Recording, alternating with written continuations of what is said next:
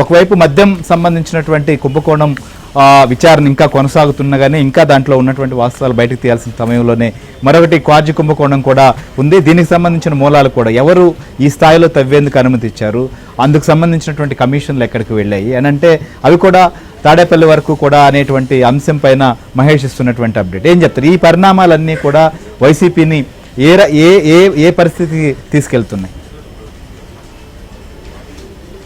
వైసీపీలో దాదాపుగా మొన్నటి వరకు కూడా మిథున్ రెడ్డిని అరెస్ట్ చేయరు అనే ఒక ఆలోచనలో వైసీపీ నేతలు ఉన్నారు. మద్యం కుంభకోణంలో ఎప్పుడైతే మాజీ సీఎం జగన్ పేషీలో ఆయన కార్యదర్శిగా ఉన్న ధనుంజయ రెడ్డితో పాటు ఓఎస్డీగా ఉన్న కృష్ణమోహన్ రెడ్డి, అదేవిధంగా భారతీ సిమెంట్స్ డైరెక్టర్గా ఉన్న బాలాజీ గోవిందప్ప వీళ్ళు ముగ్గురిని అరెస్ట్ చేశారు. అరెస్ట్ చేయగానే ఒక రకమైన ఆందోళన ప్రారంభమైంది. ఆ తర్వాత జగన్కి అత్యంత సన్నిహితుడిగా ఉండే పెద్దిరెడ్డి మిథున్ రెడ్డిని కూడా పోలీసులు విచారణకు పిలిపించినప్పటికీ ఆ రోజు సాయంత్రం 7 గంటల వరకు కూడా చాలా సిట్ అధికారులు ఎట్టి పరిస్థితుల్లో అరెస్ట్ చేయబోరు అని చెప్పి వైసీపీ నేతలు ఎవరైతే బయట ఉన్నారో వాళ్ళంతా చాలా ధీమాగా ఉన్నారు. కానీ ఆ తర్వాత రాత్రి 8:30 గంటల ప్రాంతంలో అరెస్ట్ చేసేసరికి ఒక్కసారిగా ఆందోళన ప్రారంభమైంది.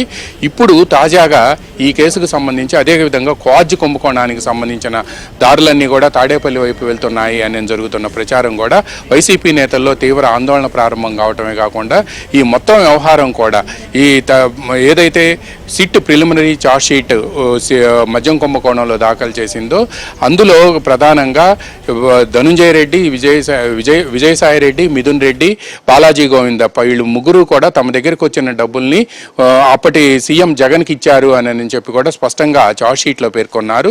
దీంతో ఈ వ్యవహారం అంతా కూడా వైసీపీ నేతల్లో ఆందోళన కలగటమే కాకుండా శ్రీహరి ఇక్కడ ఇంకో ప్రధానమైన అంశం ఏంటంటే గత 2 రోజులుగా ఆంధ్రజ్యోతిలో కూడా ఒక ప్రత్యేక కథనాలు వస్తున్నాయి. వైసీపీ ప్రభుత్వ హయాంలో సరఫరా అయిన నాసిరకం మద్యం తాగి జనం ఆరోగ్యం ఏ విధంగా దెబ్బతింది అనేది, అందువలన వీళ్ళు కుంభకోణానికి పాల్పడ్డారని కానీ లేకపోతే ఎవరైతే మద్యం ప్రియులు ఉన్నారో మద్యపానం చేసేవాళ్ళు వాళ్ళందరూ కూడా తమ ఆరోగ్యం దెబ్బతింది అని చెప్పి వాళ్ళు భావిస్తుండటంతో ఈ మద్యం కుంభకోణంలో ముడుపులు చేతులు మారాయి అనేది ప్రజల్లోకి బలంగా వెళ్ళింది.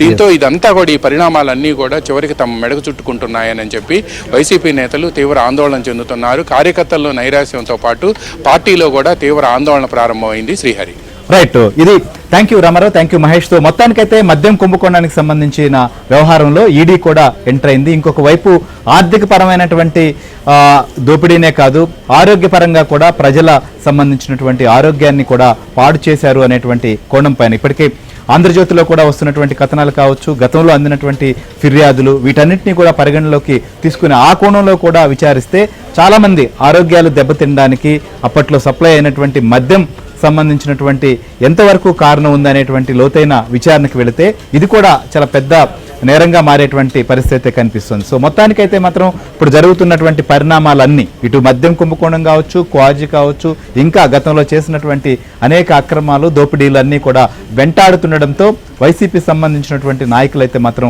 ఉక్కిరిబిక్కిరవుతున్నటువంటి